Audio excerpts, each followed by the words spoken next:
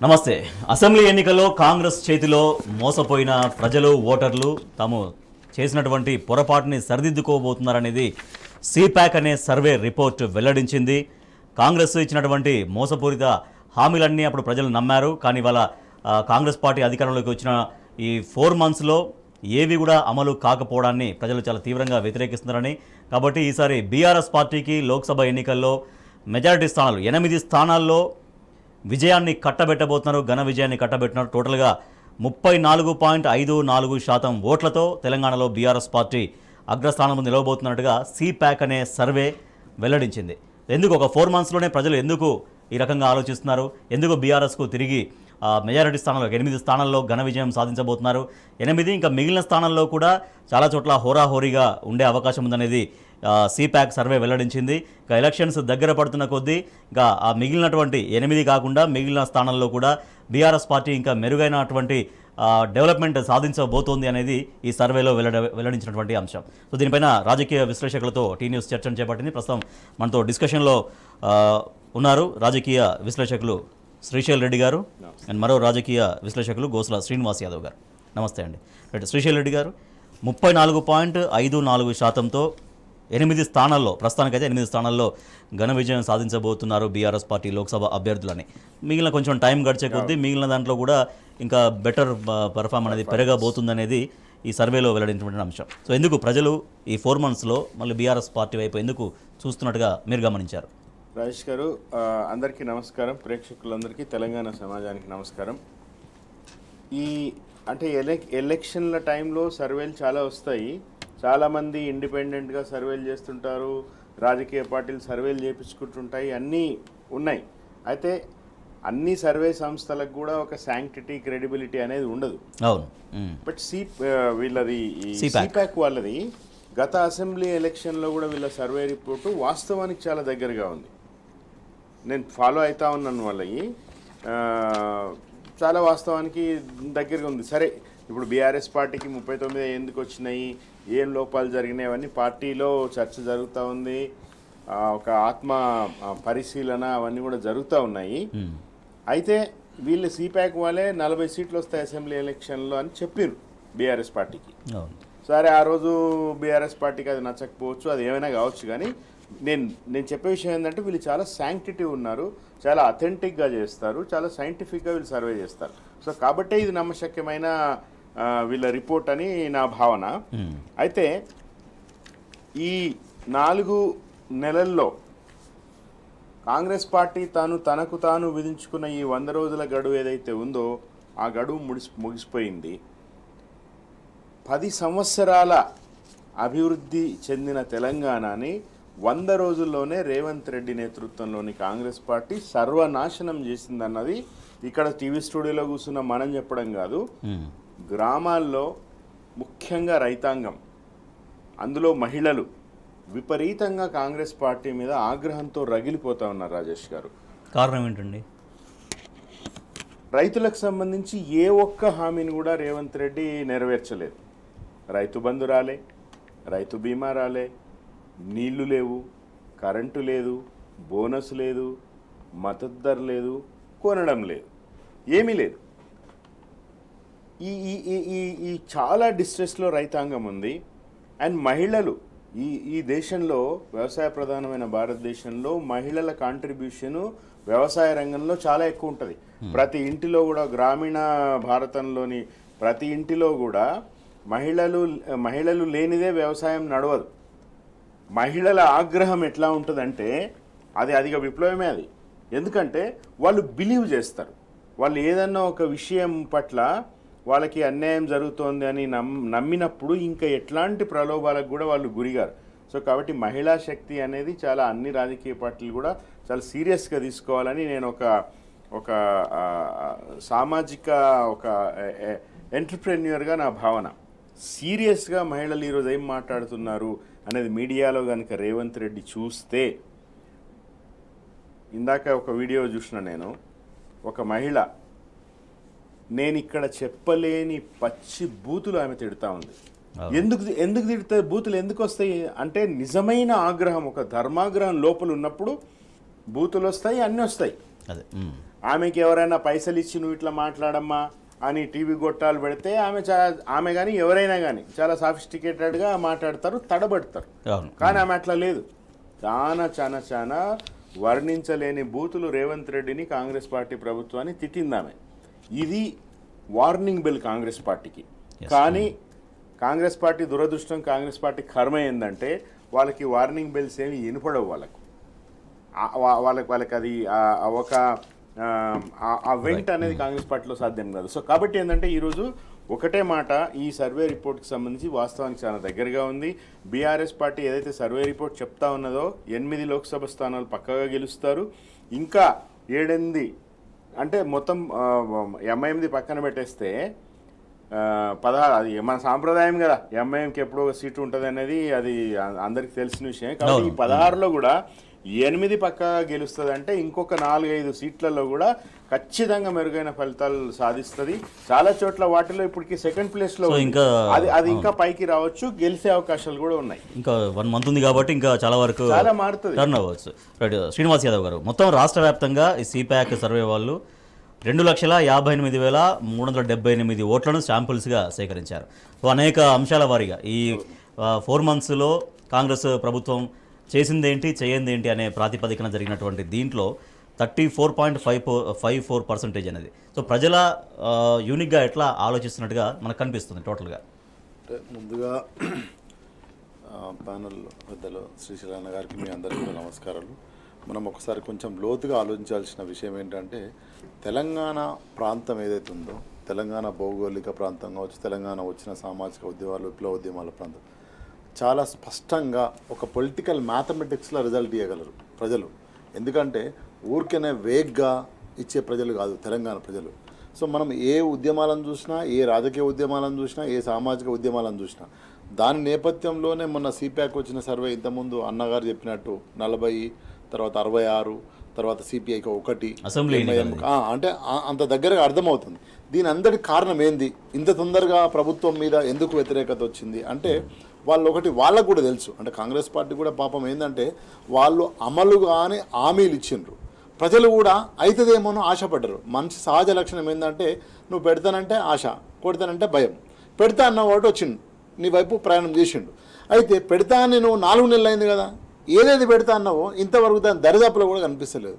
ఇప్పుడు ప్రజలు ఇటువైపు ప్రయాణం చేయాలి. ఎందుకు, గతంలో మనము ఒకసారి వెనుకపోతే 2022లో ఛత్తీస్గఢ్, జార్ఖండ్ ఏర్పడ్డాయి. ఇప్పుడు వాటితో మనం కంపేర్ చేసుకుంటే అవి 20 సంవత్సరాల పైన అధికారం వచ్చి తెలంగాణ వాళ్ళ అక్కడ సపరేట్ రాష్ట్రాలు ఏర్పడి, అక్కడ దాంతో ఇక్కడ దాంతో పోల్చుకున్నప్పుడు మనం చాలా అత్యధికంగా అభివృద్ధి అయినాం. అది బీఆర్ఎస్ పార్టీ చేసిన అనేది అది జగమెరిగిన సత్యం.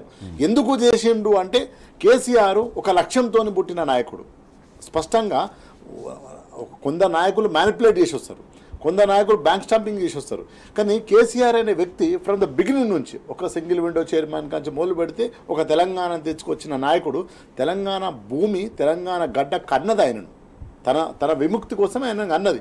కాబట్టి ఆయన ఆ స్ఫూర్తితోని, ఆ సోయితోని, ఆ కమిట్మెంట్తో వచ్చింది. కాబట్టి 10 సంవత్సరాలలోనే కరెంటు పోనీయలేదు, 10 సంవత్సరాలలోనే నీళ్లు తెచ్చిండు, 10 సంవత్సరాలలోనే అక్కయ్యలకు నీళ్ళు ఇచ్చిండు. ఇదంతా జరిగింది, అభివృద్ధి మనకు స్పష్టంగా అర్థమైంది.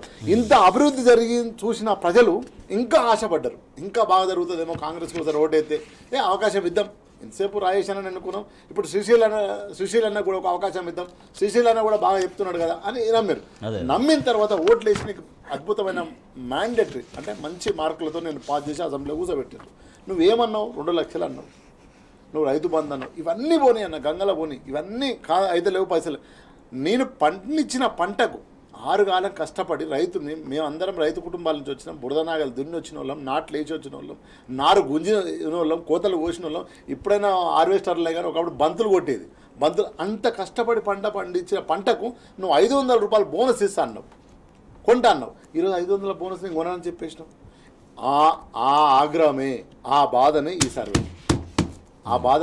ఈ సర్వే రూపంలో బయటకు వస్తుంది ఇప్పుడు. రైట్. ఇప్పుడు ఏదో నేను మాట్లాడితే నువ్వు మాట్లాడితే వీళ్ళు షాంపిల్ చేస్తే కాదు. ఏదైతే నేను కష్టపడ్డా పంట పండించిన పంటకు 500 రూపాయలు ఎక్స్ట్రా ఇస్తానన్నావు కదా, బోనస్ ఇస్తానన్నావు కదా, నువ్వు కొనలేకపోతున్నావు. కళ్ళ కాడ ఒడ్లున్నాయి, ఆ ఒడ్ల ఆగ్రహమే ఈ రూపంలో వస్తుంది. కాబట్టి ఇప్పుడు ఏంటంటే తెలంగాణ ప్రజలు స్పష్టంగా గతంలో మమ్మల్ని అభివృద్ధి చేసిన వ్యక్తి, మా ఆకలి తీర్చిన వ్యక్తి, మా కడుపు విసారించిన వ్యక్తి కావాలని కోరుకుంటున్నారు. అందులో భాగంగానే ఈ సర్వే. ఇదేదో అంటే నేను స్పష్టంగా చెప్పదలుచుకున్నా. కాబట్టి తెలంగాణ ప్రజలు మరోసారి తప్పు చేయకుండా ఉండడానికి సిద్ధపడుతున్నది మనకు అర్థమవుతుంది. అటువైపున ప్రయాణం చేస్తున్న ప్రజలని మనం అర్థం చేసుకోవాల్సిన అవసరం ఉంది ఈ సర్వే ద్వారా. రైట్. 4 monthsలో కాంగ్రెస్ ప్రభుత్వం పైన వ్యతిరేకత పెరిగింది, ఇంకా రాబోయే రోజుల్లో మరింత వ్యతిరేకత పెరగబోతుంది. ఇప్పటికైతే సర్వే రిపోర్ట్స్ ప్రకారం 8 లోక్సభ నియోజకవర్గాల్లో బీఆర్ఎస్ పార్టీ ఘన విజయం సాధిస్తున్నది సిప్యాక్ సర్వే వెల్లడించినటువంటి రిపోర్ట్ యొక్క సారాంశం. Welcome back. పార్లమెంట్ ఎన్నికల్లో గులాబీ ప్రభంజనమే అని చెబుతున్నాయి సర్వేలు. తాజాగా సిప్యాక్ అనేటువంటి సంస్థ నిర్వహించిన సర్వేలో సంచలన ఫలితాలు బీఆర్ఎస్ పార్టీకి రాబోతున్నాయి. ఇప్పటికిప్పుడు ఎన్నికలు జరిగితే 8 లోక్సభ స్థానాల్లో ఘన విజయం సాధించబోతుంది బీఆర్ఎస్ అని. రాబోయే రోజుల్లో మరింతగా బీఆర్ఎస్ పార్టీకి అనుకూలంగా వాతావరణం మారబోతోంది అనేది ఆ సర్వే చెప్పినటువంటి అంశం. 34.54% ఓట్లతో 8 సీట్లు ఇప్పటికీ కైవసం చేసుకుంటుంది. కమింగ్ డేస్లో ఇంకా ఆ సీట్ల సంఖ్య మరింత పెరిగే అవకాశం ఉందనేది కూడా సర్వేలో వెల్లడినటువంటి అంశం. రైట్. శ్రీశైల్ రెడ్డి గారు, ఇందాక మనం మాట్లాడుతున్నాం. సో రైతులు అండ్ మామూలు సాధారణ ప్రజలు, అఫ్కోర్స్ సాధారణ ప్రజలు కూడా రైతులు ఉంటారు. రైతు విషయానికి వస్తే రైతు బంధు సరిగా అన్ని ఎకరాలకు పడకపోవడం, కానీ 4 ఎకరాల లోపే పడింది అనుకుంటా. తర్వాత రైతు బీమా, ఒక రైతు చనిపోయినటువంటి ఒక 10 రోజుల్లో రావాల్సింది అది అందకపోవడం, రుణమాఫీకి సంబంధించి రకరకాల మాటలు, తర్వాత 500 బోనస్, ప్రాపర్గా కరెంట్ అనేది రాకపోవడం అండ్ వాటర్ క్రైటీరియా ప్రాబ్లం. తర్వాత ఇంకా మామూలు అయితే పెన్షన్స్ 4,000 అన్నారు, అది 2,000 అది ఇస్తున్నారు. తర్వాత కళ్యాణ లక్ష్మి ప్లస్ షాదీ ముబారక్ ప్లస్ తులం బంగారం అన్నారు, 2,500 రూపీస్ మహిళలకు అన్నారు. సో ఇవన్నీ ఏవి అమలు కాకపోవడానికే ఇది ఈ రిజల్ట్స్ అనేవి ఒక విశ్లేషణ. సో దాని డీటెయిల్గా దాని గురించి చెప్పండి. రైతు బంధు విషయానికి వస్తే రాజేష్ గారు, 4 ఎకరాల వరకు పడింది, 5 కూడా కాదు. నేను నా అనుభవం, నాకు 4 ఎకరాల 10 గుంటల భూమి ఉంది, నా పేరు మీద. ఓన్లీ 3 acres వరకు వచ్చిన వాటిలలో వచ్చింది నాకు, మిగతా వాళ్ళకి రాలే, మిగతాకి రాలే. సో ఇప్పుడు ఏంటంటే ఈరోజు రైతుల డిస్ట్రెస్ ఏంటంటే, ఇందాక సీనన్న చెప్పినట్టుగా రైతు బంధు కేసీఆర్ గారు, కేటీఆర్ గారు, బీఆర్ఎస్ నాయకులు పదే చెప్తున్న మాట ఏంటంటే, రైతు బంధు ఇస్తాము అని 2014లో బీఆర్ఎస్ మొదటి ఎలక్షన్కి పోయినప్పుడు బీఆర్ఎస్ ఏమి హామీ ఇవ్వలే రైతు బంధు ఇస్తామని. ప్రజల నుంచి కూడా డిమాండ్ ఏం రాలే. కేసీఆర్ గారే స్వయంగా ఆలోచించి ఆయన స్వామినాథన్ గారు, ఎంఎస్ స్వామినాథన్ ఎవరైతే వ్యవసాయ పితామహుడు అంటారో, ఎంఎస్ స్వామినాథన్ గారితోనూ, ప్రణాళికా సంఘం అధ్యక్షునితోనూ, కేంద్ర ప్రణాళికా సంఘం అధ్యక్షునితోనూ చాలామంది వ్యవసాయ నిపుణులతో, మేధావులతో చర్చించి రైతు ఆత్మహత్యలు ఎందుకు జరుగుతున్నాయి, ఈ డిబేట్ చూస్తున్న రైతు సంఘాల నాయకులకు కూడా నేను ఏం అప్పీల్ చేస్తున్నానంటే, చాలామంది రైతు సంఘాల నాయకులు గతంలో మాట్లాడారు నాతో. ఇప్పుడు 209 మంది రైతు ఆత్మహత్యలు 100 రోజుల్లో జరిగినాయని ఏదైతే బీఆర్ఎస్ పార్టీ అన్నదో, దానికి రేవంత్ రెడ్డి ఏమన్నాడు, మీరు లిస్ట్ ఇవ్వండి నేను ఇచ్చేస్తాను పరిహారం అని అన్నాడు. ఉత్తమ్ కుమార్ రెడ్డి ఏమన్నాడంటే 100 రోజుల్లో ఒక్క రైతు ఆత్మహత్య కూడా కాలే అన్నాడు. దానికి బీఆర్ఎస్ పార్టీ నాయకులు కాదు రాజేష్ గారు, రైతు సంఘాలు తీవ్రంగా మండిపడ్డాయి, చాలా అగ్రెసివ్గా రియాక్ట్ అయినారు వాళ్ళు. కొండల్ రెడ్డి అనే రైతు స్వరాజ్య వేదిక ఆయన ఫేస్బుక్లో పోస్టే పెట్టిండు, ఏమండి ఉత్తమ్ కుమార్ రెడ్డి గారు ఒక్క ఆత్మహత్య కూడా జరగలేదా, ఇదిగో లిస్టు అని ఆయన మొత్తం లిస్టు పెట్టిండు.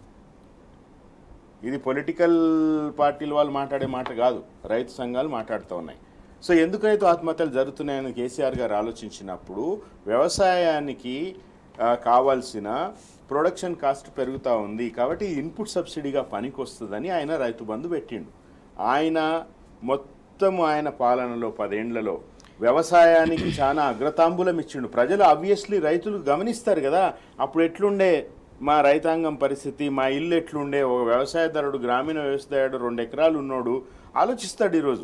అప్పుడు ఎట్లుంటే 10 ఏళ్ళుగా ఎట్లున్నాం, ఇప్పుడు ఎట్లున్నాం, మనకి ఎందుకు రైతు బంధు వస్తలేదు, ఎవరైనా రైతు ప్రమాదంలో చనిపోతే ఎందుకు వాళ్ళకు రైతు బీమా వస్తలేదు, 4 నెలలు అయిపోయాయి. రాని వాళ్ళు ప్రమాదంలో మరణించిన ఆత్మహత్యలు పక్కన పెట్టండి, ప్రమాదంలో మరణించిన వాళ్ళకి ఎవరికి కూడా ఈ 4 నెలల్లో రైతు బీమా రాలే.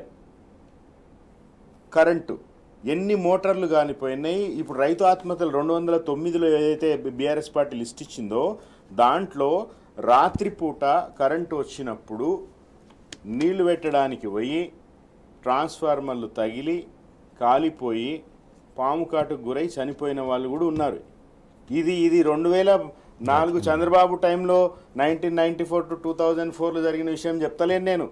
ఈ 4 నెలల్లో జరుగుతున్నాయి ఇవి. మరి రైతులకు ఆవేదన ఆగ్రహము ఉండదు. నువ్వు రైతు బంధు ఇవ్వకపోతే రైతు బీమా లేదు, కరెంటు లేవు, నీళ్లు లేవు, బోనస్ ఇస్తామన్నది బోనస్ లేదు, మద్దతు లేదు. ఆగస్టు ఇది ఎంత అబద్ధం అంటే ఇక హరీష్ రావు గారు ఇంకోరు చెప్పడం కాదు, ఊళ్ళల్లో అంటున్నారు. నువ్వేమన్నావు డిసెంబర్ 9కి పోయి డిసెంబర్ 9కి వస్తున్నాం పోయి తెచ్చుకోండి 2 లక్షలని. మీడియాలో ఈ రోజు ఏంది మీడియా విస్ఫోటనం. ప్రతి ఒక్కరికి స్మార్ట్ ఫోన్లు ఉన్నాయి, ప్రతి ఒక్కరు వాట్సాప్లో చూస్తారు. ఇది కేసీఆర్, గోసుల శ్రీనివాస్ యాదవ్, శ్రీశైల్ రెడ్డో మీరో చెప్తే తెలుసుకోవడానికి లేదు. ప్రజలు వాళ్ళకి ఆల్రెడీ ప్రతిరోజు అప్డేట్ ఉంటారు వాళ్ళు. సో కాబట్టి ఏంటంటే ఇవన్నీ అబద్ధాలు. ఆగస్టు 15 కాదు కదా, అసలు ఎప్పుడు చేయరు రుణమాఫీ వీళ్ళు అనేది చాలా స్పష్టంగా ఈ రోజు ప్రజలకు అర్థమైపోయింది, రైతాంగానికి అర్థమైపోయింది. కాబట్టి అంత ఆగ్రహంగా ఉన్నారు. రైట్. శ్రీనివాస్ యాదవ్ గారు, రుణమాఫీకి సంబంధించి ఆగస్టు 15 మళ్ళీ కొత్త డేట్ ముఖ్యమంత్రి చెప్పారు. కానీ రుణమాఫీ మేము డిసెంబర్ 9 వరకే అనలేదు, సంవత్సరం ఎప్పుడైనా పట్టవచ్చు అనేది ఈ మధ్యలో రేవూరి ప్రకాష్ రెడ్డి కాంగ్రెస్ ఎమ్మెల్యే గారు కూడా మాట్లాడారు. సో నిన్న ఇదే విషయాన్ని చేవెళ్ల సభలో ముఖ్యమంత్రి గారు కూడా, మన కేసీఆర్ గారు కూడా దాన్ని ప్రస్తావించారు చేవెళ్ల సభలో. అదే అంటే నేనేమంటున్నా, కాంగ్రెస్ పార్టీ తనకు తననే ఒక లక్ష్యాన్ని నిర్దేశించుకున్నారు వాళ్ళే, మనం కాదు. ఇప్పుడు నువ్వు నేను శ్రీశైలను కాదు, మేమే 100 రోజులల్లా 1000 కిలోమీటర్లు పరిగెడతామని వాళ్ళే నిర్ణయించుకున్నారు. ఆ నిర్ణయించుకున్న దాన్ని గుర్తు చేయడం మన బాధ్యత. ఇప్పుడు ప్రజలకు ఏదైతే మేము ఇది ఇస్తున్నారో వాళ్ళే ఒక టార్గెట్ను ఎంచుకొని ఆ టార్గెట్కు మేము 100 రోజులలో చేరుతామని హామీ ఇచ్చిండ్రు, మాట్లాడినరు, సభలలో చర్చించారు. కాబట్టి ఇప్పుడు ఆ టార్గెట్ ఏమైందనేది ప్రజలు అడుగుతున్నారు. అది ఏది? జీవితం సంబంధించిన లక్ష్యం, అది జీవితాలకు సంబంధించిన లక్ష్యం. ఇంతకుముందు అన్నట్టు ఒక రైతు చనిపోతే 5 లక్షలు వస్తే ఆ కుటుంబానికి ఒక ధైర్యం, అది జీవితం టార్గెట్ నువ్వు పెట్టుకున్నది. 2 లక్షలు రుణమాఫీ అయితే తీసుకుంటే మనకి లోను పోతే ఇంటికి రైతులు రాకుండా ఉంటే మళ్ళీ లోను పుడుతుంది, మన జీవితం సంబంధ విషయం ఇక్కడ. అట్లా నువ్వే తెలంగాణ ప్రజలకు జీవితాలకు ఒక లక్ష్యాన్ని నిర్దేశించి ఆ లక్ష్యం లోపల నేను గెలిచి మీకు ప్రైజ్ మనీ ఇస్తా, మీ అందరికి మంచి చూసుకుంటా అని చెప్పినావు. ఇప్పుడు అది అడుగుతున్నారు ప్రజలు, దానికి ఆన్సర్ లేదు. వాళ్ళు ఏ హామీలు అయితే ఇచ్చినారో ఆ హామీలు కాకుండా ఏ వర్గమైనా హ్యాపీగా ఉన్నదా? ఒక వర్గం రైతులు కావచ్చు, మిగతా మహిళలు కావచ్చు, మిగతా కర్షకులు కావచ్చు, లేదంటే యూత్ కావచ్చు, లేదంటే బీసీ కులాల ఉపకులాలకు సంబంధించిన ఉత్పత్తి కులాలు కావచ్చు, ఏ కులం ఏ వర్గమైన ఒక వర్గం హ్యాపీగా ఉందని చెప్పగలరా ఈ 4 నెలల్లో? లేరు. ఎందుకు లేరు అంటే వాళ్ళు ఏదైతే హామీలు ఇచ్చారో, ఏవైతే మాటలు చెప్పారో అది దరిదాపులో కూడా వాళ్ళు ప్రయాణం చేయలేకపోయినారు. ఏదో ఉచిత మహిళ అన్నారు కానీ ఈరోజు నెలకు 300 కోట్లు ఏమి కట్టాలన్నట, ఆర్టీసీ కట్టాలి. ఒక్క రూపాయి ఇచ్చిన పోలేదు ఈ 4 నెలల్లో. ఎట్లా రేపు ఆర్టీసీని ఏమయ్యి నెపం గత ప్రభుత్వం పైన పెడుతున్నారు కదా. గతంలో లంకె బిందెలు ఉన్నాయనుకున్నాము కానీ ఇక్కడ ఖాళీ కుండలు ఉన్నాయనేది ఒక నెపం గత ప్రభుత్వం కట్టేసే ప్రయత్నం. మీలాంటి ఒక విలేకరు మిత్రుడే ఏమడిగిందంటే, మీరు ఇట్లా హామీలు ఇస్తున్నారు కదా, బట్టి విక్రమార్కని అడిగారు డిప్యూటీ సీఎం, ఈ హామీలు ఇస్తున్నారు కదా బడ్జెట్ ఉందా అని అడిగారు మీలాంటి మిత్రులు. ఆ రోజు కూడా తెలంగాణలో ప్రతి వ్యక్తి కూడా చాలా విప్లవాత్మకమైన ప్రశ్నలు స్పందిస్తుంటాడు. అడుగుతే ఏమనంటే, మేము ప్రతిపక్షంలో ఉన్నాము, ప్రతి రూపాయి ఎక్కడి నుంచి వస్తుందో ఎక్కడి నుంచి పోతుందో మాకు తెలుసు, నేను అపోజిషన్ లీడర్గా ఉన్నాను అని బట్టి మాట్లాడిండు. ఎందుకు అడిగిందంటే, తులం బంగారం ఇస్తా అన్నప్పుడు ఒక విలేకరు, ఒక జర్నలిస్టు అడిగింది ఈ ప్రశ్న. ఇంత పెద్ద బడ్జెట్, ఇంత పెద్ద హామీలు ఇస్తున్నారు కదా, దిస్ ఇస్ పాసిబుల్ అవుతాయా అంటే, మాకు అన్ని విషయాలు తెలిసే మేము మాట్లాడుతున్నామని చెప్పిండు. ఎక్కడ ఏ బడ్జెట్ ఉంది, ఎక్కడ ఉందని ఇప్పుడు వచ్చిన తర్వాత ఏదో లంక బిందెలు లేవు, మీరు 7 లక్షల కోట్ల అప్పులు. ప్రతి బడ్జెట్ సెషన్లో కాంగ్రెస్ సంబంధించిన అపోజిషన్ లీడర్కు ఒక కాపీ పోతుంది కదా, దాని మీద చర్చ జరుగుతుంది కదా. ఈ చర్చ జరిగింది, మేము ఉన్నామని చెప్పిన వాళ్ళే, మనం చెప్పడం కాదు. కాబట్టి నేనేమంటున్నానంటే, తెలంగాణ ప్రజలు ఇప్పుడు ఈ ఏదైతే సర్వే సిప్యాక్ సర్వే ఉందో ఈ ఆగ్రహము ఇప్పుడు ఓట్లు ఒక మిత్రులు కొంతమంటారు అవి అసెంబ్లీ ఎలక్షన్లు, ఇది పార్లమెంట్ ఎలక్షన్లు. నాయన పార్లమెంట్ అయినా అసెంబ్లీ అయినా గ్రామ సర్పంచ్ అయినా వేసే ప్రజలు తెలంగాణ ప్రజలే ఓటు. వార్డు మెంబర్ కానీ, సర్పంచ్ కానీ, ఎంపీటీసీ కానీ, జడ్పీటీసీ కానీ, నీ కేంద్రంలో ప్రధానమంత్రి అయ్యేది కూడా వేసే ఓటు ఆ ప్రజలే, ఆ పౌరులే వేస్తున్న ఓట్లు. కాబట్టి ఇది మర్చిపోయి ఈరోజు ప్రచారంలో అంటే ముందు పోయి హామీలు ఇచ్చి ఒక్కటి కూడా అమలు కాలేకపోయిన పక్షంలో ఈరోజు ఆగమైపోతున్నారు. కాంగ్రెస్ పార్టీ ఏం చెప్పుకోలేకపోతుంది. అందుగురించే దాటవేసే సభలో భాగంగానే ఆగస్టు 15 అంటే బరకుని మాఫ్ రైట్. ఓకే, ఇక అడగదు ఇప్పుడు నన్ను. సో ఇప్పటికిప్పుడు అంటే ఇవాళకి సిప్యాక్ అనే సర్వే వెల్లడించినటువంటి అంశాలు ఇప్పటికిప్పుడు ఎలక్షన్ జరిగితే కనుక మొత్తం 34.54% ఓటింగ్తో మొత్తం రాష్ట్ర వ్యాప్తంగా 17 లోక్సభ నియోజకవర్గాల్లో 8 స్థానాలని బీఆర్ఎస్ పార్టీ కైవసం చేసుకోబోతుంది. రాబోయే రోజుల్లో ఇంకా సమయం ఉంది కాబట్టి మిగిలిన స్థానాల్లో కూడా ఒక మెరుగైనటువంటి ఫలితాలు, ఇంకా సీట్ల సంఖ్య అనేది పెరిగి మంచి ఫలితాలు సాధిస్తుందనేది సిప్యాక్ సర్వే వెల్లడించినటువంటి సర్వే రిపోర్ట్. చిన్న బ్రేక్ తీసుకుందాం. బ్రేక్ తర్వాత చర్చ కొనసాగుతుంది. చూస్తూనే ఉండండి టీవీ. Welcome back. ఇప్పటికిప్పుడు ఎలక్షన్ జరిగితే 34.54% ఓటింగ్తో బీఆర్ఎస్ పార్టీ 8 స్థానాల్లో ఘన విజయం సాధిస్తుందని, ఇక రాబోయే రోజుల్లో ఇంకా మిగిలిన స్థానాల్లో కూడా మెరుగైన ఫలితాలు వచ్చే దిశగా బీఆర్ఎస్ పార్టీ ముందుకు వెళ్లబోతుందనేది సిప్యాక్ సర్వే వెల్లడించింది. మొత్తం రాష్ట్ర వ్యాప్తంగా 17 లోక్సభ నియోజకవర్గాల్లో 2,58,378 శాంపుల్స్ సేకరించి మరి ఈ సర్వే చేసింది సిప్యాక్ అనే సర్వే సంస్థ. శ్రీశైల్ రెడ్డి గారు, అసెంబ్లీ ఎన్నికల తర్వాత కొంచెం బీఆర్ఎస్ పార్టీ క్యాడర్ కొంచెం నిరుత్సాహానికి గురైన తర్వాత మళ్ళీ తిరిగి లోక్సభ ఎన్నికలు ఆ మూడు వచ్చిన తర్వాత ఎప్పుడైతే బీఆర్ఎస్ అధినేత కేసీఆర్ గారు ఎప్పుడైతే జనాల్లోకి వెళ్ళారో, బహిరంగ సభల ద్వారా వెళ్ళారో, అప్పటి నుంచి ఎట్లా టర్న్ అవుతూ వస్తుంది మీ పరిశీలన ప్రకారం? ఎందుకంటే అంత చేవెళ్ల సభ జరిగింది, నిన్న మెదక్ సభ కూడా జరిగింది. అయితే మొన్న అసెంబ్లీ ఎన్నికల్లో ఓటమి తర్వాత బీఆర్ఎస్ పార్టీ నాయకుల నిరాశ, కొంత డిసప్పాయింట్మెంటు, కొంత బాధకి కారణము ఓటమి ఒకటి. 2, కేసీఆర్ గారు హాస్పిటలైజ్ అవ్వడం, అది నిజంగా చాలామందికి బాధేసింది. చాలా పర్సనల్గా తమ ఇంట్లో వాళ్ళకి ఏదో అయిందన్నట్టుగా అందరూ చాలా బాధపడ్డారు. ఎందుకంటే కేసీఆర్ గారు బాగుంటే, కేసీఆర్ గారు కాలు బయట పెడితే తమ సమస్యలు పరిష్కారం అవుతాయని బీఆర్ఎస్ నాయకులే కాదు ప్రజలందరూ కూడా భావిస్తున్నారు. దానికి తార్కాణంగా కేసీఆర్ గారు ఎప్పుడైతే బయట తిరగడం మొదలుపెట్టినరో, అట్లా ఎట్లెట్లా ఆయన నడుచుకుంటూ పోతున్నాడో అట్లట్లా వెనకాల నీళ్ళు వస్తూ ఉన్నాయి. చాలా ఉదాహరణలు చూసినాం మనం. సో ఎట్లెట్లా కేసీఆర్ గారు పోతున్నారో అట్లట్లా మంత్రులు గ్రౌండ్లోకి పోతున్నారు. సో కాబట్టి కేసీఆర్ గారు ఆయన హాస్పిటలైజ్ అవ్వడం కొంత నిరాశ చెందినరు. సరే, ఓటమి అనేది ఇక రాజకీయాలు గెలుపులు ఓటములు ఉంటాయి, ఓడిపోయిన క్యాండిడేట్ కూడా బాధపడతాడు, ఇవన్నీ ఉన్నాయి. కానీ బట్ ఈరోజు మొత్తం తెలంగాణ సమాజంలో ఒక రియలైజేషన్ వచ్చింది. వీళ్ళకి రేవంత్ రెడ్డి అనేటోనికి ముఖ్యంగా, సరే కాంగ్రెస్ పార్టీ, కాంగ్రెస్ ప్రభుత్వం, కానీ అందులో కీలక స్థానంలో ఉన్న రేవంత్ రెడ్డి అనే ఒక వ్యక్తికి సంబంధించిన క్యారెక్టర్ గురించి మనం కొంచెం మాట్లాడుకోవాలి.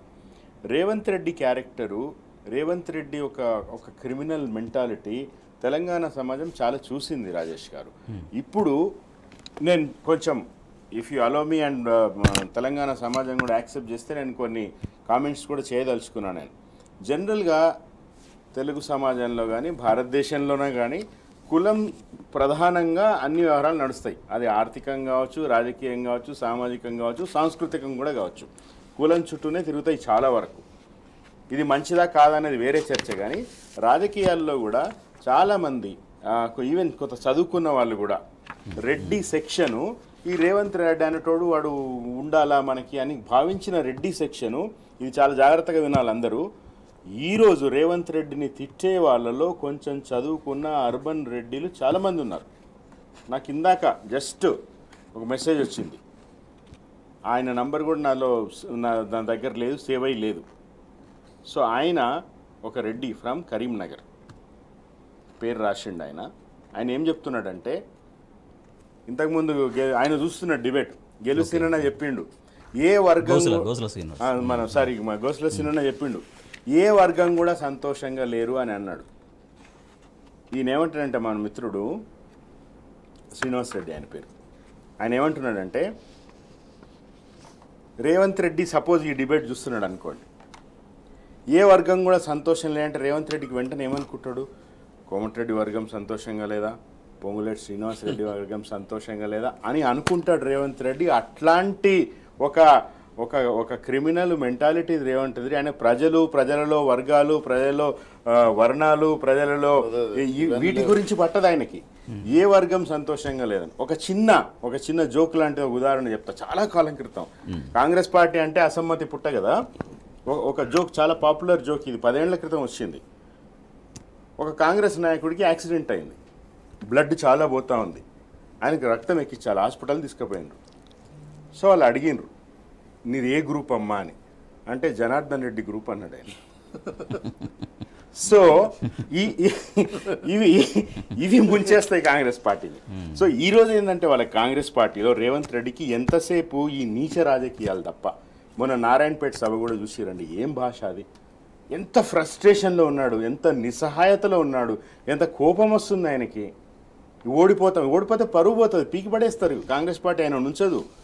ఈరోజు వాళ్ళకి ఈ సర్వే ప్రకారం 4-5 కాంగ్రెస్ పార్టీకి వచ్చినాయి అనుకోండి, బీఆర్ఎస్ పార్టీకి బీజేపీకి కాంగ్రెస్ కంటే ఎక్కువ వచ్చినాయి అనుకోండి, రేవంత్ రెడ్డిని వెంటనే ఊసి చేసి పడేస్తుంది కాంగ్రెస్ పార్టీ. దాంట్లో సందేహమే వద్దు. ఎందుకంటే ఆడ దిక్కులేదు వాళ్ళకి, ఎట్లా గవర్నమెంట్లోకి వస్తలేరు సెంటర్లో. మీరు ఒక్క విషయం గమనించాలి సీనన్న, మీకు కూడా తెలిసే ఉంటుంది, ఈరోజు మొత్తం దేశవ్యాప్తంగా కాంగ్రెస్ పార్టీ కేవలం 300 సీట్లకు పోటీ చేస్తుంది అంతే, ఓన్లీ 300. అంటే 543 పార్లమెంట్ స్థానాలకు ఎలక్షన్ అవుతుంది, ఇప్పుడు 300కు మాత్రమే చేస్తుంది. ఎట్లా పాలిస్తారు వాళ్ళు? నువ్వు చేసేదే 300, దాంట్లో సగానికి కూడా తక్కువగానే వస్తాయి వాళ్ళకు. సో కాబట్టి కేంద్రంలో వాళ్ళు రారు, ఇవి గ్యారంటీలు చేయలేరు. సో ఇదంతా కూడా ఇంకా this is boiling and this is just a starting point. Okay right. Srinivas Yadav గారు, మొన్నటి నుంచి ఒక 1 వీక్ 10 డేస్ దగ్గర నుంచి, లేదంటే కేసీఆర్ గారు 2 బహిరంగ సభల దగ్గర నుంచి కూడా ఆయన ఇచ్చినటువంటి అడ్రస్ చేస్తున్నటువంటి అంశాలు, లేవనెత్తినటువంటి ఇవన్నీ కూడా ప్రజలు ఎట్లా చర్చించుకుంటున్నారు గ్రామాల్లో? అదే అంటే ప్రజలు ఏదైతే కోరుకున్నారో, కాంగ్రెస్ ఏదైతే హామీలు ఇచ్చిందో అవి అమలు అవుతలేదు అనేది ప్రాక్టికల్గా అన్ని వర్గాలు చూస్తున్నాయి. అయితే ఇప్పుడు ఏమనుకుంటారంటే మేము అన్న కొడుకు ఎడబాయే అనే ఆలోచనలో పడ్డరు. ఈ 4 నెలల మేము ఒక కొడుకును కన్నాం కదా, పెంచినాం కదా, మమ్మల్ని విముక్తి చేసిండు కదా, చెర్లు తెగిపోయేది, వర్షాకాలం వస్తే అన్ని పేపర్లలో మనకు కట్టలు తెగిపోయిన ఫోటోలు ఉంటాయి. మరి 9 ఏళ్లలో ఒక కట్ట దిగలే, ఎక్కడ కూడా ఒక్క ఫోటో కూడా లేదు. చెరువు కట్ట ఒక్క కట్ట తెగితే గొలుసు కట్ట చెరువులు కాబట్టి దనా అన్ని చెరువులు దిగేది. సో ఒక మిషన్ కాకతీయ ద్వారా ఒక్క చెరువు దిగకుండా చేసిన మా కొడుకు ఎడిపోయిండు, మాకు రైతు బంధు టైంకు ఎడిపోయిండు. ఎప్పుడైతే సారు బయలుదేరిండో కేసీఆర్ గారు, అంటే రాజకీయాల మీద కేసీఆర్ మీద ప్రేమ అనేది వేరు, పొలిటికల్గా మనం 1+1=2 ఇట్లా చూస్తున్నప్పుడు నీకు అన్న ఇంతకుముందు స్పష్టంగా చెప్పి నల్గొండ ఎట్లయితే నడుచుకుంటూ వస్తున్నాడో అట్లా నీళ్లు కదులుకుంటూ వస్తున్నాయి. మరి అన్ని రోజులు నీళ్ళు లేవా? ఉన్నాయి. కానీ కాంగ్రెస్ పార్టీ ఏంటంటే కాళేశ్వరం మీద 1 నెల నడిపింది, కవిత గారి దాని మీద 1 నెల నడిపింది, ఇప్పుడు ఫోన్ ట్యాపింగ్ మీద 1 నెల నడిపింది. కానీ ప్రజల సమస్యలు వినేవాడు, బయటికి గొంతు విప్పి చెప్పేవాడు, నేనున్న ధైర్యం చెప్పేవాడు లేడు ఈ 4 నెలలు. ఒకవేళ కేసీఆర్ గారు శ్రీశైలంలో బయలుదేరిండి అనుకో, అప్పుడే బయలుదేరిండ్రా, అప్పుడే మోపైన అందరూ అనే పరిస్థితి వస్తుంది. ఇప్పుడు స్పష్టంగా కేసీఆర్ గారు 2 సభలలో చేవేళ్లలో మాట్లాడింది 40 నిమిషాలే. ఒక ఓప్ ప్రజలలో క్రియేట్ అయింది. మేము మళ్ళా కదలాలి బయటికి, మళ్ళీ కేసీఆర్ గారిని కాపాడుకోవాలి, బీఆర్ఎస్ పార్టీని కాపాడుకోవాలి. ఎందుకు కాపాడుకోవాలి? ఏదో అధికారం వస్తుందని కాదు, ఇక్కడ ఇమ్మీడియట్లీ ఏదో అయిపోతుంది, ఏదో మళ్ళీ కేసీఆర్ గారు ముఖ్యమంత్రి అని కాదు. స్పష్టంగా ఇది అర్థం చేసుకోవాలి. తెలంగాణ ప్రజలు చాలా విప్లవాత్మకంగా ఈరోజు జేఎన్యూలో ఏం ఆలోచిస్తారో చెట్టు కింద కూర్చొని మల్లన్న కూడా గదే ఆలోచిస్తాడు. దాంట్లో భాగంగానే ఒక ఇన్సిడెంట్ గుర్తు చేస్తా. ఆ రోజు పనికిర మల్ల ఆయన అతను చంద్రబాబు నాయుడు, ఎందుకు మా తలకాయ తింటావు, నువ్వు మా తెలంగాణ మాకు ఇచ్చి పోరా సార్, మీరు ఎందుకు మీ కోసం ఎందుకని వరిమట్లలో పోయి అడుగుతుంటే వరం చెక్కునే పనికిర మల్లయ్య అడిగిండు. అంత ప్రశ్నించే తత్వము శక్తి ఉంటుంది. కాబట్టి ఈరోజు ఏమనుకుంటున్నారంటే కేసీఆర్ గారు బయటికి రాగానే మాకు హోప్ క్రియేట్ అయింది. అడిగేటోళ్ళు లేడు కదా. ఇప్పుడు ఓటు వేసినాక ఒక పౌరుడు మళ్ళీ అసెంబ్లీకి వచ్చి లొల్లిపెట్టే ఉండదు కదా. వాళ్ళు ఎన్నుకున్న ప్రతినిధే ఉంటాడు. సో ఇప్పుడు ఏమనుకుంటున్నారు అంటే కేసీఆర్ గారిని ఈ 8 సీట్లు అన్నారు కదా, 8కి పైగా గెలిపిస్తే మాత్రం లొల్లి పెడతాడు, హౌజ్లా అసెంబ్లీలో లొల్లి పెడతాడు. ఏదైతే 500 రూపాయలు ఇస్తానన్నా 500 రూపాయలు మాకు ఏదైతే ఉందో బోనస్ అది వస్తుంది, మా రైతు బంధు మాకు పడేటట్టు చేస్తాడు అని మా ఏదైతే ఉందో మా పింఛన్లు మాకు వస్తాయి, ముసలవ్వలకు మా నీళ్లు మాకు వస్తాయి, మా కరెంటు మాకు ఉంటుంది. లేకపోతే ఒకప్పుడు పరిస్థితి ఏందన్న 2 పేసులు 3 పేసులు 2 పేసులు 3 పేసులు, ఎప్పుడు ఏ పేసు వచ్చి పోతుందో తెలియదు, ఏ టైంలో పోతుందో తెలియదు. చెద్దర్లు పట్టుకొని గొంగళ్ళు పట్టుకొని బాయిల కాడ వన్న రోజులున్నాయి, పాములు తేళ్లు కుట్టిన రోజులు ఉన్నాయి. అంటే నేను ఒక నిమిషం చెప్తాను. సో ఇప్పుడు ఏమనుకుంటారు తెలంగాణ ప్రజలు, కాంగ్రెసే గవర్నమెంట్ ఉంటుందని తెలుసు, కానీ కేసీఆర్ అనే వ్యక్తిని కనుక గెలిపించుకోగలిగితే కర్రు కాల్చి వాత పెడతాడు వాళ్ళకు, కొంచెం బలం ఇచ్చినట్టు అవుద్ది. కొంచెం బలం కాదు, బలం కాదు, ఏదైతే ఇచ్చిన హామీలను అమలు చేయడానికి కర్రు పట్టుకొని కట్టుకొని కూర్చుంటాడు కాబట్టి సచ్చినట్టు వాళ్ళు ఇస్తారు. కాబట్టి ఈరోజు మేము బీఆర్ఎస్ పార్టీకి ఓటేయాలి, కేసీఆర్ గారిని ముందుకు నడిపించాలని తెలంగాణ ప్రజలు అనుకుంటున్నారు. నేను శ్రీశైలన్న కాదు ఇది అనుకునేది. మరో చిన్న బ్రేక్ తీసుకుందాం, బ్రేక్ తర్వాత చర్చ కొనసాగుతుంది. Welcome back. అసెంబ్లీ ఎన్నికల్లో కాంగ్రెస్ చేతిలో మోసపోయిన తెలంగాణ ప్రజలు ఓటర్లు ఈసారి కాంగ్రెస్ పార్టీని చీత్కరించే పరిస్థితి ఉంది అనేది CPAC అనే సంస్థ వెల్లడించిన సర్వే రిపోర్ట్ అనేది చెబుతోంది. మనకు మొత్తం 34.54% ఓటింగ్తో బీఆర్ఎస్ పార్టీ ఇప్పటికిప్పుడు 8 నియోజకవర్గాల్లో పార్లమెంట్ నియోజకవర్గాల్లో ఘన విజయం సాధించబోతున్నది. ఇంకా రాబోయే రోజుల్లో ఇంకా కేసీఆర్ గారి టూర్స్, ఇంకా సభలు, అవన్నీ బస్సు యాత్రలు, ఇంకా పార్టీ ప్రోగ్రామ్స్ అన్నీ కూడా ఇంకా ముమ్మరమైతే ఇంకా మిగిలిన స్థానాల్లో కూడా ఖచ్చితంగా మెరుగైన ఫలితాలు సాధించి ఇంకా నంబర్ పెరిగే అవకాశం ఉందనేది CPAC అనే సంస్థ ఇచ్చినటువంటి సర్వే రిపోర్ట్. మొత్తం 2,58,378 మంది శాంపిల్స్ సేకరించి ఈ సర్వే చేసింది CPAC అనే సంస్థ.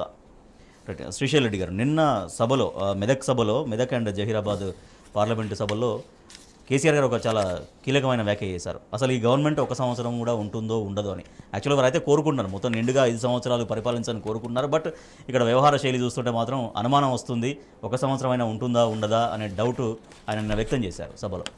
కారణం ఏంటంటే అదే నిన్నటి సభలోనే కేసీఆర్ గారు కూడా ఇంకొక మాట కూడా అన్నారు. ఏమన్నారు?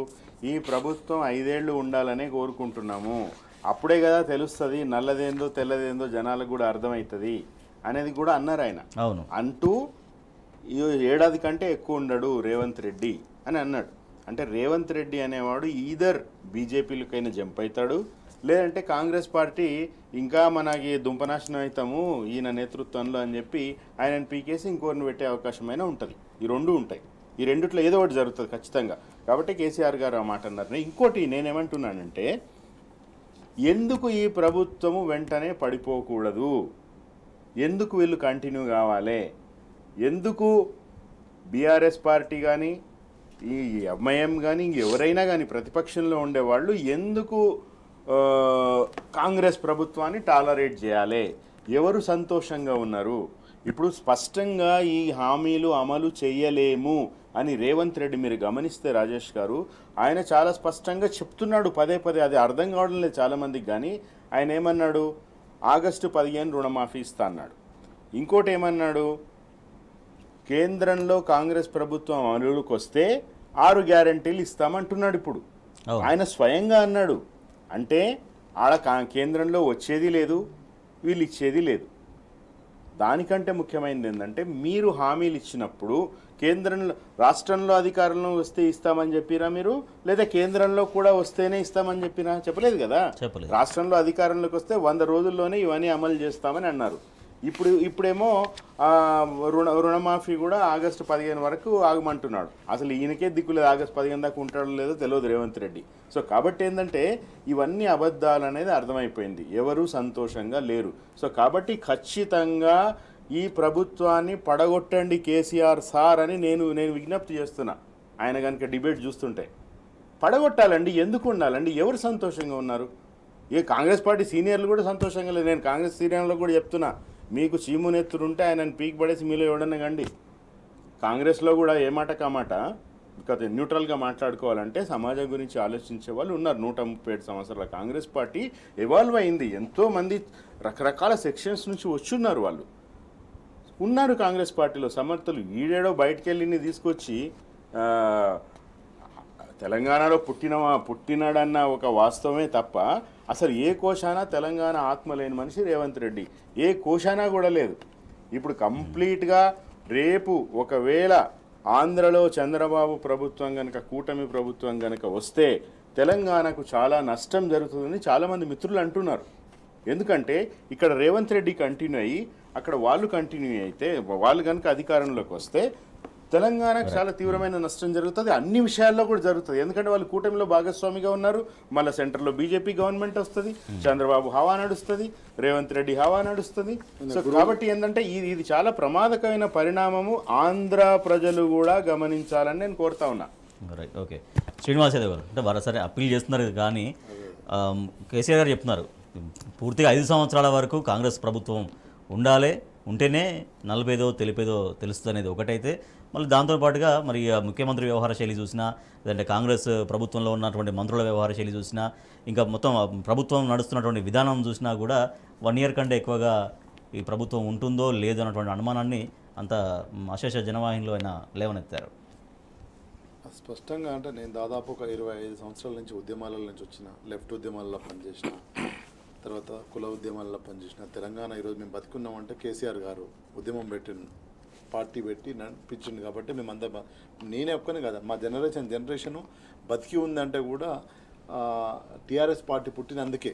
లేకపోతే మేము ఇంకో రూపం తీసుకొని ఉన్నాం అప్పటికి. ఆ రూపంలో కొద్ది రోజులు ప్రయాణం చేసి అమరులయ్యే వాళ్ళం. ఎందుకు ఈ మాట చెప్తున్నంటే, ఈ దేశంలో ప్రజాస్వామ్యాన్ని, రాజ్యాంగాన్ని గౌరవించే వ్యక్తులలో మొదటి వ్యక్తిగా కేసీఆర్ గారు ఉంటారు. స్పష్టంగా ప్రజాస్వామ్యబద్ధంగా ఆయనే ఎలక్షన్ రిజల్ట్ రాగానే తన సొంత కారులో తన బాయికాడి పోయింది. స్పష్టంగా ఆ ఎలక్షన్ స్పీచ్లలో కూడా ప్రజాస్వామ్యాన్ని కాపాడుకుందాం మనం అనే పదే చెప్పుకుంటూ వచ్చిండు. ఈరోజు కూడా దాని కంటిన్యూషన్లో నల్గొండ సభలో ప్రజాస్వామ్యాన్ని కాపాడుకుందాం, మీరు 5 సంవత్సరాలు పరిపాలించాలి, బాగా చేసి ఇంకొక 5 సంవత్సరాలు కూడా పరిపాలించాలని చెప్పారు స్పష్టంగా. ఇది పబ్లిక్ మీటింగ్లో చెప్పిన మాట. ఒక కేసీఆర్ గారు ప్రజాస్వామ్యబద్ధం, అందులో భాగంగానే డాక్టర్ బిఆర్ అంబేద్కర్ను కాంగ్రెస్ పార్టీ ఏదో మేము చేసినాము మంత్రిని చేసినాము అని అనుకుంటారు కదా, 125 అడుగుల విగ్రహాన్ని పెట్టి అంబేద్కర్ను ఆకాశానికి ఎత్తిన వ్యక్తి కేసీఆర్ గారు. దాని కంటిన్యూషన్లోనే హౌజులో, నిన్నగాక మొన్న జరిగిన హౌజులో హరీష్ రావు గారు మరియు కేటీఆర్ గారు, మీరు 5 సంవత్సరాలు పరిపాలించండి, 5 కాకుండా ఇంకో 5 సంవత్సరాలు పరిపాలించి మాకంటే బెస్ట్. అంటే అంబేద్కర్ గారి విగ్రహం 125 feet గుర్తు చేశారు కాబట్టి చెప్తున్నాం. మొన్న అంబేద్కర్ జయంతి రోజు కనీసం అక్కడ చిన్న అలంకరణ కానీ, పువ్వు కానీ, ఒక అంజలి కానీ, ప్రభుత్వం తరఫు నుంచి ఒక కార్యక్రమం కానీ జరగలేదనేది నిన్న వారి సభలో కూడా దాని గురించి కూడా ప్రస్తావించారు. అంటే ఇంతకుముందు అన్న ఒక మాట చెప్పిండు, అన్న ఒక సామాజిక వర్గం వ్యక్తి కాబట్టి మాట్లాడిండు, నేను హ్యాపీగా ఫీల్ అవుతాను. అంటే అందరూ రెడ్లు అనే ఎవరైతే ఉన్నారో నాగలు బట్టి వాళ్ళు నిన్నమన్నాడు దానిక, అందరం నాగలు బట్టి దున్నిన వ్యవసాయం చేసి ఉత్పత్తి కులాలం, అందరం శూద్ర కులాలన్నీ ఉత్పత్తి కులాలు.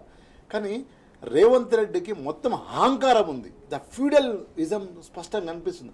ఆయన ఏ వర్గాన్ని కూడా, వర్గం అంటే ఏదో కాంగ్రెస్ వర్గాలు, ఏ ఉత్పత్తి కులాన్ని కూడా ఆయన ప్రేమించాడు.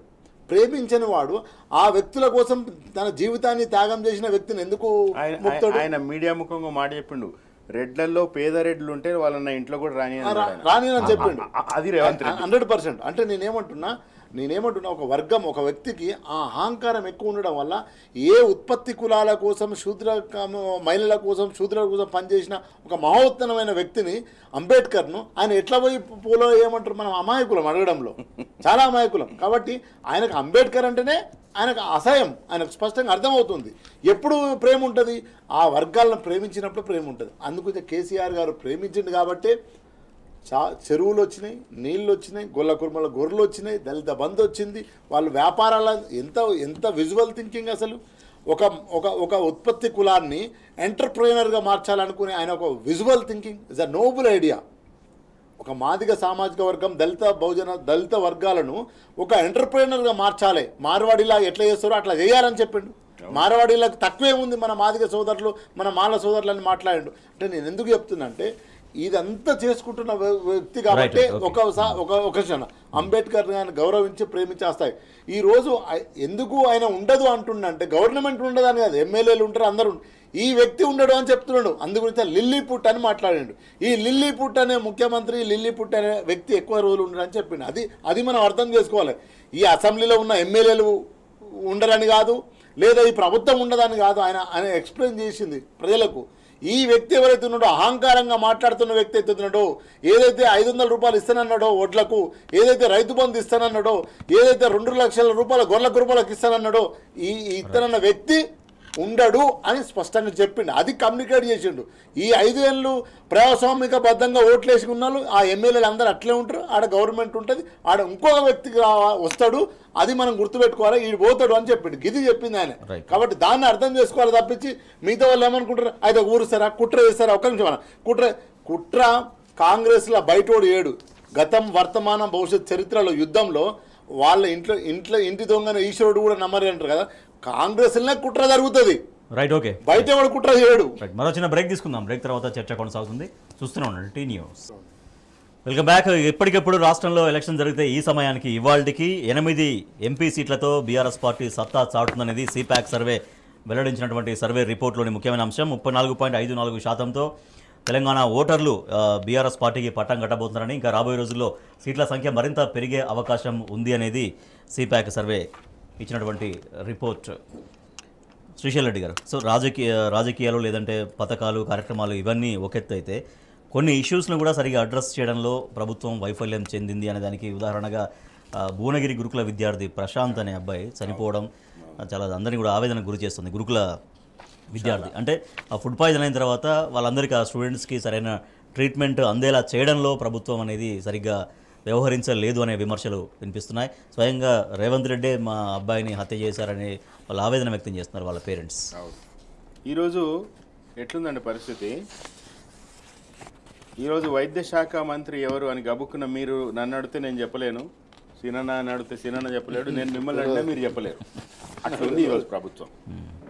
ఇప్పుడు గతంలో హరీష్ రావు ఒక వైద్య శాఖ మంత్రి, ఈటెల రాజేందర్ ఒక వైద్య శాఖ మంత్రి అనేది తెలుస్తుండే.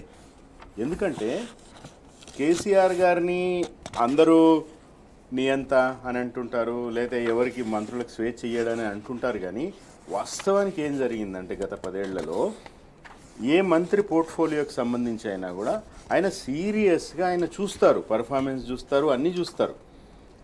కరోనా సమయంలో కానీ జనరల్గా కానీ ఏ ఇప్పుడు వైద్య శాఖనే తీసుకుంటే కంటిన్యూస్ క్లోజ్ మానిటరింగ్ ఉంటుంది. మీకు అగ్రికల్చరు, హెల్త్, ఎడ్యుకేషను ఇవి చాలా సీరియస్గా తీసుకున్నారు కేసీఆర్ గారు. ఇప్పుడు ఇరిగేషన్ అనుకోండి, మళ్ళీ అగ్రికల్చర్లో వస్తుంది కాబట్టి అది నేను ఇంక్లూడ్ చేయడం లేదు. కానీ చాలా సీరియస్గా ఆ రంగాలు తీసుకుని ఎప్పటికప్పుడు మానిటర్ చేసి ఆయన రోజుకు ఒక 7-8 గంటలైనా ఆయన చేతిలో ట్యాబ్ ఉంటుంది. ఇప్పుడు కూడా ఈ సమయంలో కూడా ఉండే ఉంటుంది ట్యాబ్. ఆయన చూస్తూ ఉంటారు, ఏమేమి జరుగుతుందో చూస్తుంటారు, మానిటరింగ్ చేసుకుంటారు. ఎక్కడ ఏం జరిగింది, ఎక్కడ ఎంత వర్షపాతం పట్టింది, ఎక్కడ కరోనాలో ఎంతమంది చనిపోయిండ్రు, ఏం సమస్యలు ఉన్నాయి చూస్తారు. ఆయన మానిటరింగ్ ఉంది. ఇప్పుడు మానిటరింగ్ లేదు. వైద్య శాఖ మంత్రి ఎవడో తెలియదు. రేవంత్ రెడ్డి అనేవాడు వైద్య శాఖ మంత్రికి ఏమైనా చెప్తే ఈయన వింటాడో లేదో కూడా తెలియదు రేవంత్ రెడ్డికి. అట్లా పరిస్థితి ఈరోజు కాంగ్రెస్ పార్టీ, కాంగ్రెస్ ప్రభుత్వంలో ఉన్నది. సో ఆ ప్రశాంత్ అనే బాలుడు గురుకుల పాఠశాలల ప్రభ ఎట్లా ఉండే 10 ఏళ్లలో? అద్భుతమైన పర్ఫార్మెన్స్ కదా. అప్పుడు సెక్రటరీ ఆర్ఎస్ ప్రవీణ్ కుమార్ గారి సమర్థవంతంగా వాటిని నిర్వహించగలిగారు. అబ్సల్యూట్లీ. దాంట్లో బియాండ్ ఎనీ డౌట్. మన కేటీఆర్ గారు కూడా చెప్పిండ్రు ఆర్ఎస్ ప్రవీణ్ కుమార్ గారి గురించి, మన మీడియాలోనే చెప్పారు.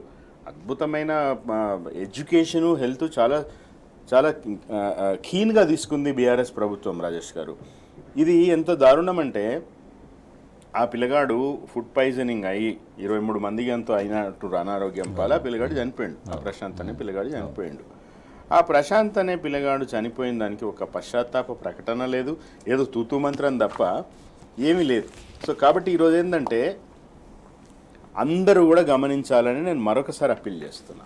ఇందాక సీనన్న చెప్పినట్టుగా ఏ వర్గము సంతోషంగా లేదంటే అది రైతులు, అందరూ మహిళలు, శ్రామికులు, పూటగడని వాళ్ళు, నిరుపేదలు, దళితులు. ఇక పొలిటికల్గా మీరు వద్దన్నారు కాబట్టి ఒకటే ఒక పాయింట్ అయినా కూడా ఈరోజు ఎంపీ సీట్లు ఎవరికి ఇచ్చింది కాంగ్రెస్ పార్టీ? ఇప్పుడు మీరు చెప్తున్నారు, ఇందాక నుంచి సిపాక్ చెప్తుంది కదా, ఎందుకు ఓడిపోతున్నారు?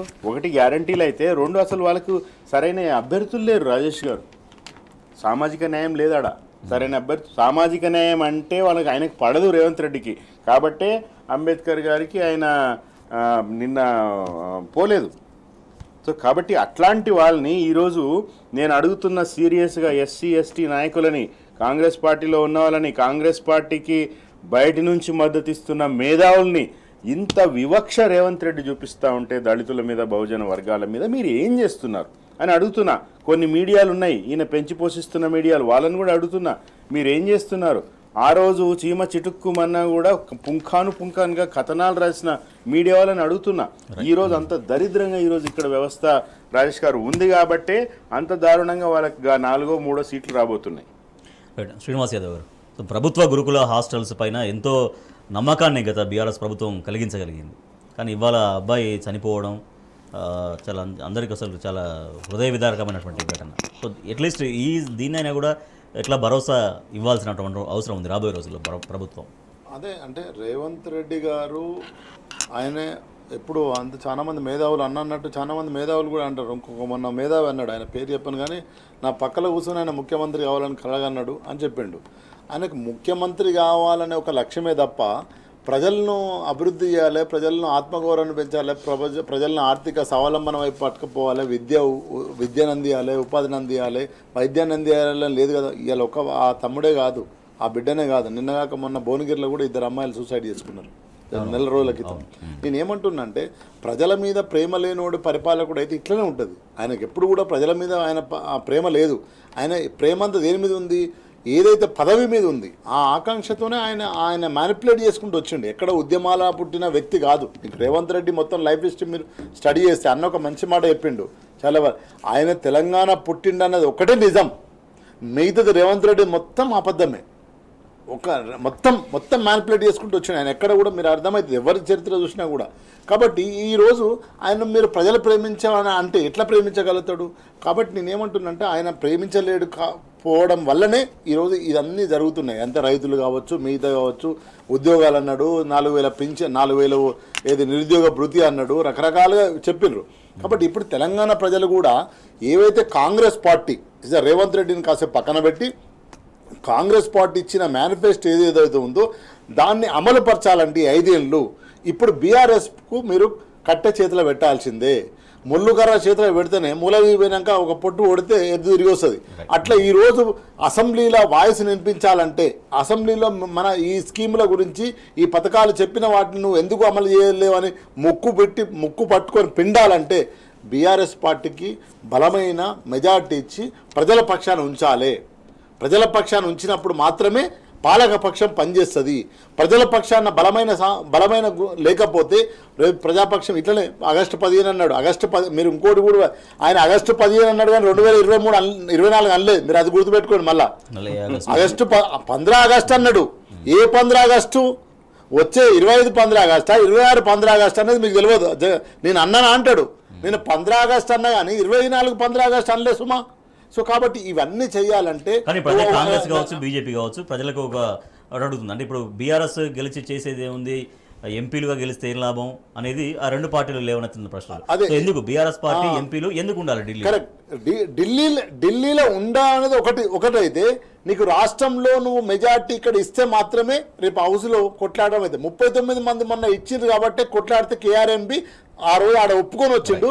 ఈ రోజు సభలో చర్చ పెట్టి దాన్ని అఖిలపక్షం తీర్మానం చేసి పంపించడం జరిగింది. రేపు పొద్దున 500 బోనస్ ఇవ్వాలంటే రేపు అంటాడు హౌస్లో హరీష్ రావు గారు అడిగితే నీకు మొన్న పట్టుమని 2 సీట్లు రాలేదు నువ్వేం అడుగుతున్నావు అంటాడు. ఏం సమాధానం చెప్తాడు హరీష్ రావు గారు హౌస్లో? కేటీఆర్ గారు ఏం చెప్తారు? గంగుల కమలాకర్ ఏం చెప్తాడు? 2 లక్షల రూపాయలు రుణమా, 2 లక్షల రూపాయలు మా గొల్ల కుర్మలకు ఇవ్వని తలసాని శ్రీనివాస్ యాదవ్ అడుగుతాడు.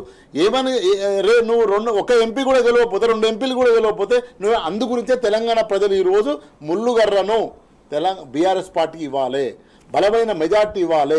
ఇచ్చినప్పుడు మాత్రమే నువ్వు కేంద్రంలో ఏం చేస్తావనేది రెండో చర్చ. ఫస్ట్ నువ్వు కాంగ్రెస్ పార్టీ ఇచ్చిన ఇక్కడ 420 హామీలు 6 గ్యారంటీలు అమలు చేయాలంటే బీఆర్ఎస్ పార్టీకి బలమైన ప్రతిపక్షం ఇస్తే మాత్రమే హౌస్లో ఈరోజు నిలబడి కొట్లాడి నువ్వు ఇచ్చిన హామీలకు ఆ 2 లక్షల రుణమాఫీ, ఈ 500 బోనసు, రైతు బంధు, ముసలవ్వలకు పింఛను, గొల్ల కుర్మలకు గొర్రెలు ఇవన్నీ ఏవైతున్నాయో అమలైతే తప్ప ఒకవేళ మీరు ఇయ్యలి పక్షంలో ఉంటే మాత్రం 5 ఏళ్ళు అడిగేటోడు కూడా ఉండడు ఇక్కడ. ఒకవైపు ఏమో మొన్న 39 ఉంటే ముగ్గురు తీసుకుపోయాడు, ఇంకో నలుగురు తీసుకుపోయే ప్రయత్నం చేస్తాడు. కాబట్టి నేను ఏమంటున్నా అంటే పార్లమెంట్ ఎలక్షన్లో బలమైన ఓటు పర్సెంట్ ఇచ్చి బలమైన సీట్లు ఇస్తే మాత్రమే ఇక్కడ ప్రజాపక్షం నిలబడుతుంది, ప్రజాపక్షం నిలబడుతుంది. అది ఈరోజు తెలంగాణ ప్రజల ముందున్న బలమైన ప్రశ్న, బలమైన సమాధానం ఇవ్వాల్సిన బాధ్యత తెలంగాణ ప్రజానికానికి ఉన్నదని నేను చెప్పడం జరుగుతుంది. వారు చెప్పినట్టుగా ఒక ఓటుతో రెండు ప్రయోజనాలు.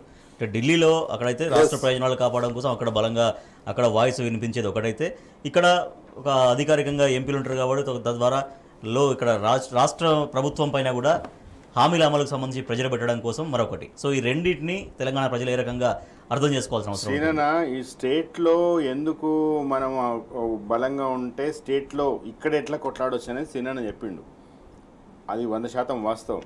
రెండోది కూడా ఏంటంటే ఇప్పుడు ఢిల్లీలో పార్లమెంట్లో కొట్లాడేది ఓన్లీ బీఆర్ఎస్ పార్టీనే, కాంగ్రెస్ పార్టీ కొట్లాడదు.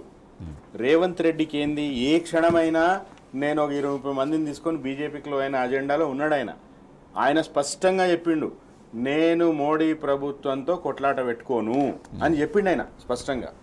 ప్లస్ మోడీ అద్భుతంగా చేస్తున్నాడు, రాహుల్ గాంధీకి నచ్చకపోయినా రాహుల్ గాంధీ తిట్టినా ఏం చేసినా కూడా రాహుల్ గాంధీ అదానిని తిడితే ఈయన అదానిని పొగుడుతున్నాడు, మోడీ కలిసిండు, మోడీని తిడితే ఈయన మోడీని పొగుడుతున్నాడు. దేశమంతా రాహుల్ గాంధీ ఏమో తెలంగాణ మోడల్ కావాలంటే ఈయన గుజరాత్ మోడల్ కావాలని అంటున్నాడు రేవంత్ రెడ్డి చాలా స్పష్టంగా.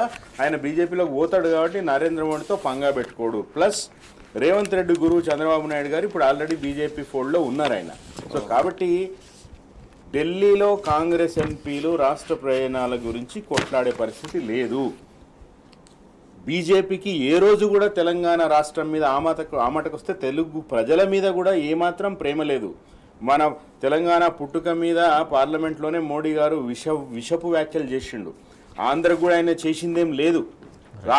గొప్ప ఢిల్లీని మించిన రాజధాని ఆంధ్ర ప్రజలు వినాలా, ఢిల్లీని మించిన రాజధాని కడతా అని చెప్పి ఓ చెంబుడు నీళ్లు ఇంత మట్టి తీసుకుపోయి ఇచ్చినోడు మోడీ. సో కాబట్టి బీజేపీ తెలుగు వాళ్ళ ప్రయోజనాలు కాపాడదు, కాంగ్రెస్ పార్టీకి ఆ ఇంట్రెస్ట్ లేదు. మరి ఎవరు కొట్లాడాలి?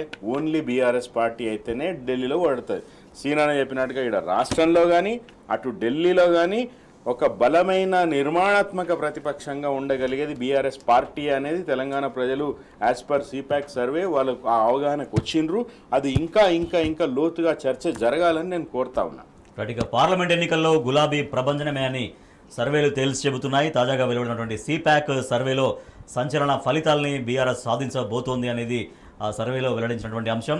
మొత్తం రాష్ట్రంలో బీఆర్ఎస్ పార్టీ ఈ సమయానికి 8 ఎంపీ సీట్లలో ఘన విజయం సాధించబోతుందనేది సంస్థ వెల్లడించినటువంటి అంశం. మొత్తం 34.54% ఓటింగ్తో బీఆర్ఎస్ పార్టీ విజయాన్ని సొంతం చేసుకోబోతుందని, ఇంకా ఎట్లాగో 1 మంత్ టైం ఉంది కాబట్టి రాబోయే రోజుల్లో ఈ ఫలితాలు మరింత మెరుగై ఇంకా సంఖ్య కూడా పెరిగే అవకాశం ఉందనేది.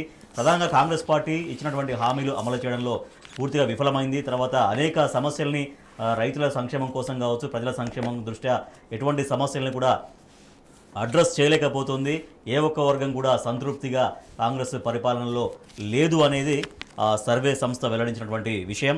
దాదాపుగా 2,58,378 మంది శాంపిల్స్ తీసుకొని మరి ఆ సర్వే సంస్థ వెల్లడించింది.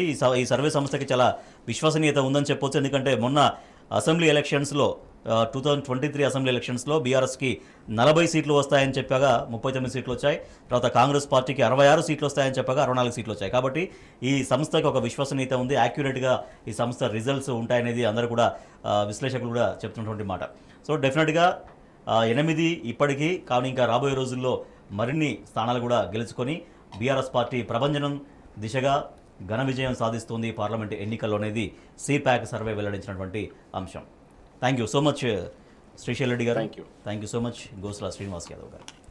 ఇది వాటి ప్రత్యేక చర్చ. చూస్తూనే ఉండండి టీ న్యూస్.